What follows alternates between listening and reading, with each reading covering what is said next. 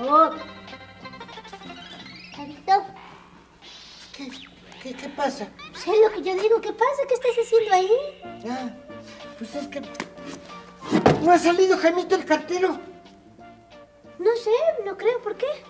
Es que ayer Jaimito el cartero me dijo que hoy me invitaría a desayunar. ¿Jaimito te invitó a desayunar?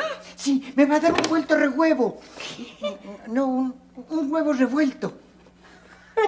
Oye, Chavito, pero estabas dormido ahí. ¿Por qué? Pues es que el otro día también me había invitado a desayunar, pero cuando yo llegué, Jaimito ya se había ido. Por eso ahora mejor pensé que, pues, dormir aquí desde anoche para que no se me escape. ¿Desde anoche? Sí, porque ¿No habrá salido ya? No, no creo, Chavito. Pues para Jaimito es demasiado temprano.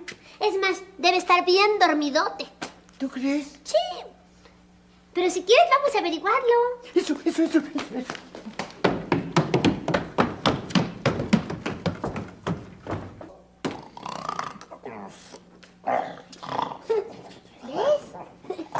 Parece como si estuviera soñando que se pelea.